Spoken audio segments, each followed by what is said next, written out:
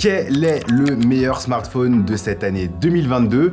C'est ce qu'on va voir ensemble dans ce bilan qui regroupe les 10 smartphones qui ont marqué l'année 2022. Et croyez-moi, les amis, c'est pas le smartphone, c'est pas les smartphones les plus chers qui auront les meilleures places. C'est parti. À la 10e position, on va retrouver l'Oppo Find X5 Pro. Je vous l'avais dit les amis, c'est pas les smartphones les plus chers qui ont les meilleures places. Ce smartphone est doté d'un très bel écran OLED 120 Hz, c'est d'une interface logicielle hautement personnalisable. C'est peut-être mon interface Android préférée à l'heure actuelle. Et pour être clair, c'est un super smartphone. Mais évidemment, dans ce classement, on retrouve la crème de cette année 2022. Donc, on va retrouver des smartphones qui ont une proposition similaire, mais pour un tarif moins cher. Petit tour du propriétaire, si vous aimez la charge rapide, cet Oppo Find X5 Pro permet de recharger son smartphone de 0 à 100% en moins de 40 minutes. C'est une batterie de 5000 mAh et la puissance de charge, c'est du 80 watts. Il y a même de la charge sans fil jusqu'à 50 watts. Mais malgré tous ces arguments, je dirais qu'il y a quand même quelques défauts qu'il faut noter. Le premier, selon mes tests, c'est évidemment le manque de polyvalence de la matrice photo. On n'a pas de gros zoom, on se limite à du x2 à 1300 €, surtout côté Android. Quand on sait toutes les propositions qu'on a, c'est quand même dommage. Et puis si la photo, vous vous en foutez, je dirais que la batterie, même si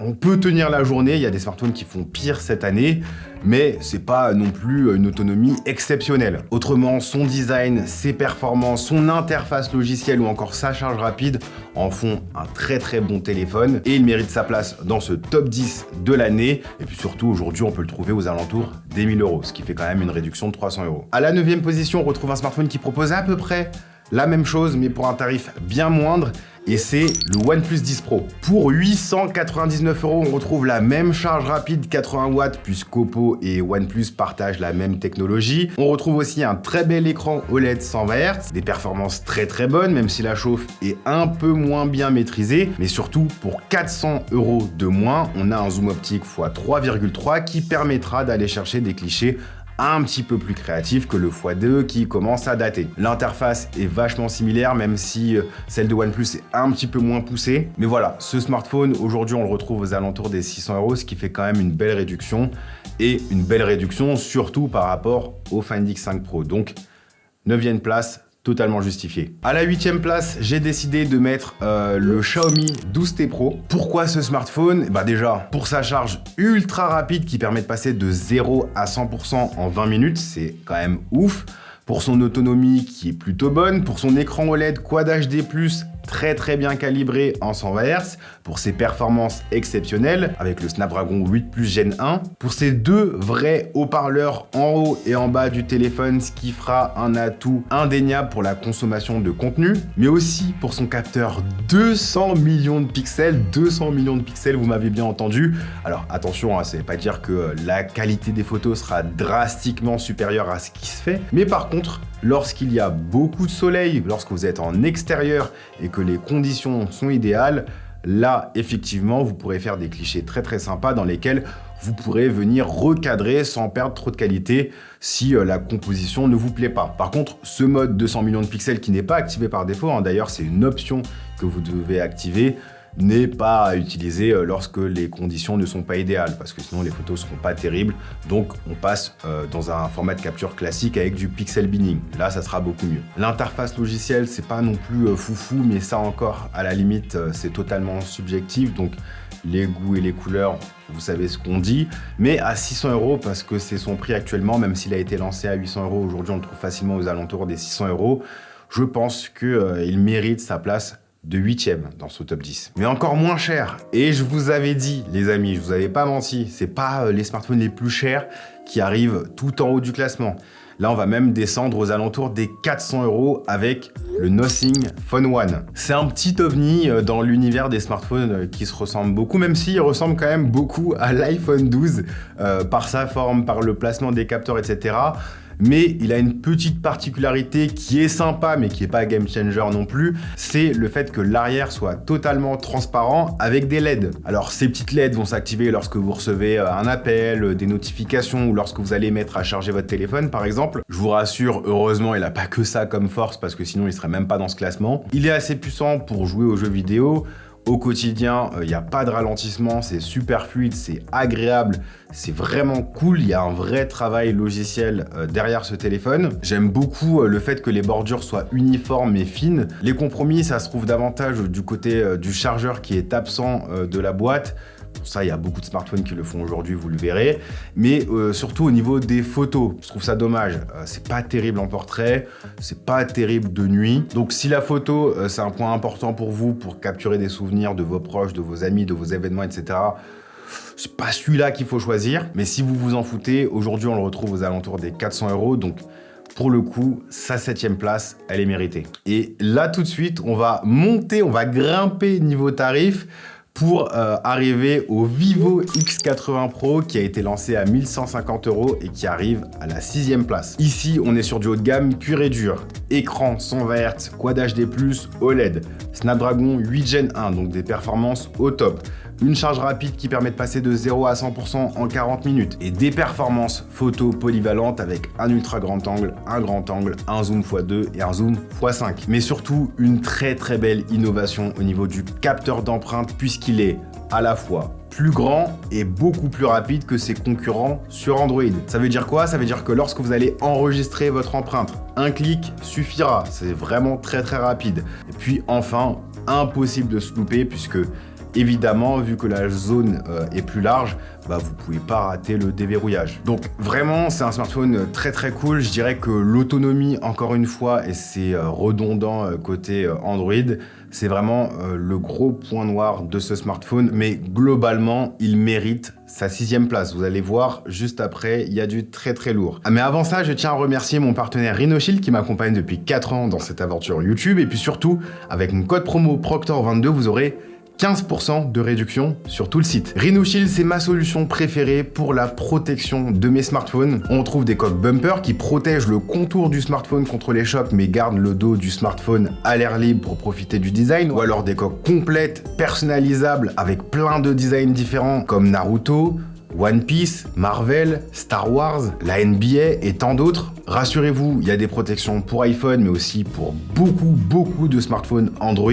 Bref, vous avez jusqu'au 6 janvier pour profiter de mon code promo qui vous donne 15% de réduction. Après le 6 janvier, ça sera que 5% de réduction, donc profitez-en, vous avez le lien dans la description. À la 5e position, on retrouve l'un de mes chouchous, l'un des smartphones de petite taille qui fait le mieux sur le marché. Je parle du Galaxy S22. Vraiment, le design avec sa face avant, j'en suis fan. Le contour uniforme, c'est splendide. Les tranches un petit peu plates, mais quand même arrondies pour avoir une prise en main agréable, c'est super cool. Le dos iconique avec son module photo qui a influencé pas mal de marques. J'adore. Et puis surtout, côté photo, on n'a pas de compromis. Il y a 3 objectifs, l'ultra grand angle, le grand angle et le zoom x3, comme par exemple l'iPhone 14 Pro qui coûte beaucoup plus cher. Le plus gros défaut, évidemment, de ce smartphone, on le sait tous quand on est un petit peu dans la tech, c'est la puce Exynos, la puce maison de Samsung qui équipe les Galaxy S22 en Europe. Non seulement les performances sont en deçà de ses concurrents qui ont un Snapdragon, mais en plus, l'autonomie n'est pas dingos. C'est quand même une puce énergivore qui chauffe le téléphone. Et en plus de ça, il n'y a pas de bloc de charge dans la boîte. Donc, pour le coup, c'est des petits défauts qui pourront froisser quelques personnes. Mais à 859 € et surtout aujourd'hui à 600 €, c'est un bon deal et il mérite sa 5e position. Mais le meilleur deal de ce classement, je ne parle pas du meilleur smartphone de ce classement, mais du meilleur deal, du meilleur rapport qualité-prix pour le plus grand nombre, c'est le Google Pixel 6a. Je trouve que Google a proposé une formule qui saura satisfaire le plus grand nombre. Les compromis qui sont faits ne sont pas drastiques, mais par contre, les forces proposées sont vraiment topissimes. Il n'y a pas d'écran 120 Hz énergivore, mais par contre, on a une bonne autonomie sans avoir un smartphone qui est immense avec 5000 mAh ou quoi que ce soit. Là, on a un smartphone de petit gabarit mais qui tient facilement la journée. Google a également décidé de mettre sa propre puce maison, la Google Tensor, ce qui fait qu'ils ont une maîtrise logicielle mais aussi matérielle, contrairement aux autres smartphones Android. Mais surtout, ça se traduit aussi par des performances photos qui écrasent la concurrence, mais très largement. Les photos en mode portrait sont très bonnes, les photos de jour, elles sont excellentissimes, les photos de nuit sont vraiment très bonnes aussi, et à ce prix-là, aux alentours de 400 € aujourd'hui, pour moi, le Google Pixel 6a mérite sa 4e place. À la 3e position, on retrouve l'un de mes chouchous encore une fois, mais c'est la première fois qu'il se retrouve pas à la première place et c'est le Galaxy S22 Ultra. Il est resté très longtemps dans ma poche jusqu'à l'arrivée du Galaxy Z Fold 4 que j'utilise en complément de mon iPhone, téléphone perso et téléphone pro pour travailler. Bref, ce Galaxy S22 Ultra, c'est le smartphone le plus complet de cette année, mais complet ne veut pas dire meilleur. On peut mettre plein de trucs dans son téléphone, mais ça peut ne pas être foufou, ça peut ne pas être dingo, ça peut ne pas être parfait. Et malheureusement, c'est le cas. Ce que j'adore sur ce téléphone et ce qui a fait que je l'ai utilisé pendant plusieurs mois d'affilée, c'est évidemment ses performances photo qui sont exceptionnelles. Quand je vous parlais de complet, et pour le coup là c'est un point positif, en termes de photos, on a un ultra grand angle avec un très large champ de vision, on a un grand angle d'excellente facture, on a un zoom x3, mais surtout un zoom x10 pour aller zoomer sur des détails qui sont très loin. Mais c'est toute la partie photo et même vidéo dans son ensemble qui est très bonne. Vraiment, en termes de photos, ce Galaxy S22 Ultra est superbe. Je vais même pas parler de son design. Vous savez quoi? Je vous remets l'intro que j'avais faite. Regardez-la bien pour le test du Galaxy S22 Ultra parce que la version noir mat, magnifique.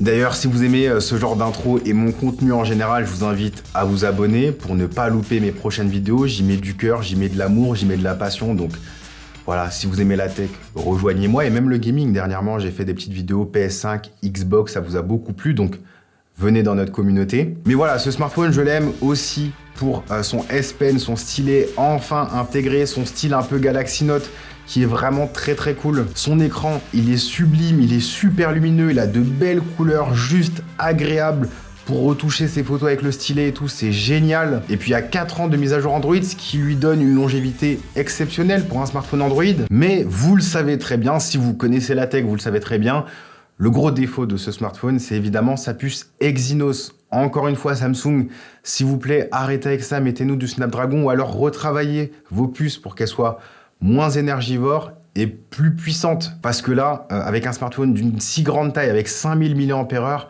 c'est pas possible d'avoir le téléphone qui s'éteint à 22 h quand on sort le matin, qu'on passe une journée vraiment complète à l'utiliser, etc.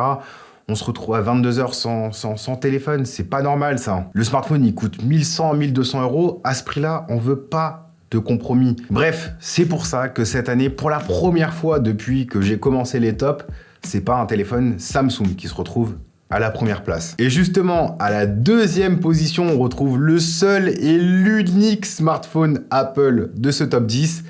C'est bien évidemment l'iPhone 14 Pro Max. Là, pour le coup, j'ai très peu de choses à lui reprocher. C'est vraiment une valeur sûre. Qu'on aime ou qu'on n'aime pas Apple, ça se comprend. On n'aime pas la politique d'Apple, on n'aime pas les produits Apple, on n'aime pas l'interface Apple, mais peu importe, en toute objectivité, ce produit, il est fiable. Si vous voulez un smartphone pour jouer aux jeux vidéo, il est exceptionnel. Si vous voulez un smartphone pour travailler avec, il est exceptionnel. Si vous êtes créateur de contenu, il n'y a pas mieux qu'un iPhone pour travailler aujourd'hui sur les réseaux sociaux.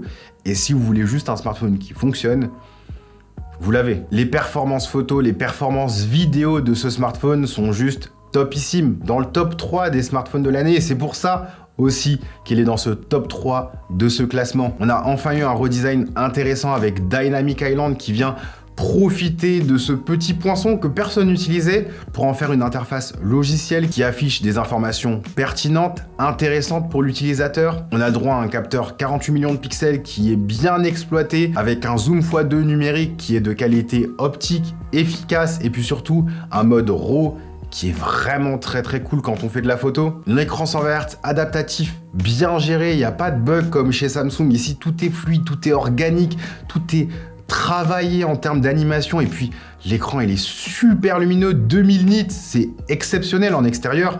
On voit parfaitement l'écran. Vraiment, il y a peu de défauts sur ce téléphone. Évidemment, il y a l'absence de chargeur, ça c'est dommage. Puis, il y a la présence du Lightning, ça c'est des préférences personnelles, mais évidemment, quand on fait de la vidéo avec ce produit, on aimerait quand même avoir de l'USB-C pour transférer ses fichiers plus rapidement qu'avec le Lightning ou alors AirDrop, qui des fois s'arrête de fonctionner en plein transfert, ça c'est dommage. Mais surtout, le plus gros défaut de ce téléphone, c'est évidemment son prix. S'il coûtait 1000 € vs des Samsung, Oppo qui coûtent 1200, 1300 €, on dirait plus qu'Apple c'est trop cher. Mais là aujourd'hui, il y a eu une grosse hausse. Et ça, pour le coup, c'est dommage. Et c'est pour ça qu'il ne se retrouve pas à la première place. Car à la première place, et si vous avez suivi l'actualité cette année, vous avez deviné de quel smartphone je parle. Je parle bien évidemment des Pixel 7 et Pixel 7 Pro qui sont pour moi les meilleurs smartphones de cette année 2022. Le Pixel 7 Pro a été lancé à 899 €, donc 300, 400, des fois 500 € moins cher que ses concurrents directs. Le Pixel 7, lui, c'était 650 €. Je pense qu'à ce prix-là, on n'a pas mieux sur le marché. On a droit à des smartphones au design original, une expérience logicielle pensée pour être la plus accessible possible et la plus utile possible. On aura par exemple la fonctionnalité en écoute qui permet d'avoir un espèce de Shazam hors ligne sans avoir de connexion internet directement intégrée au téléphone. La transcription des messages audio, vous savez les gens qui vous envoient tout le temps des audios, bah là vous n'aurez pas à les écouter, vous pourrez les lire. Google va les transcrire pour vous pour que vous puissiez zioter lorsque le téléphone est posé sur la table. Et puis surtout, on n'est plus dans la politique du stérile avec très peu de fonctionnalités dédiées à Google. Là, pour le coup, on a quelque chose de vraiment bon. Il en manque des trucs, mais ça devient vraiment bon. Et je parle même pas des performances photos qui sont exceptionnelles, surtout à ce prix-là, c'est vraiment excellent. Je vais pas revenir sur tout ce que fait de bien ce smartphone. Évidemment, vous avez mes tests pour la plupart de ces smartphones dans la description. Mais voilà, avec un design iconique et original, avec un écran sublime, avec des performances photos exceptionnelles, avec une autonomie qui est très très bonne. C'est tellement rare côté Android qu'on ait un smartphone qui tienne facilement la journée. Là, c'est le cas. Et puis surtout, avec son système de vibration haptique très agréable qui se rapproche de l'iPhone, le Google Pixel 7 Pro, c'est mon coup de cœur de cette année. Encore une fois, s'il coûtait 1400 €, là, j'aurais pu dire oui, il manque ça par rapport à Samsung ou ça. Non. 899 € au prix de lancement. Aujourd'hui, ça a dû encore baisser. Il faudrait vraiment être de mauvaise foi pour ne pas choisir ce smartphone comme le meilleur smartphone de cette année. Donc voilà, vous avez mon classement des 10 meilleurs smartphones de cette année 2022. Je suis curieux de savoir quel smartphone vous utilisez au quotidien. Moi, j'utilise le Galaxy Z Fold 4 et l'iPhone 14 Pro Max. Vous, dites-moi dans les commentaires lequel vous utilisez. Abonnez-vous, 2023, ça va être une très très belle année. Lâchez un gros pouce bleu pour soutenir cette vidéo et mon boulot. Quant à moi, je vous dis à la prochaine. Prenez soin de vous. Bonne année. Ça dépend de quand vous regarderez, mais voilà, vous l'avez. Peace.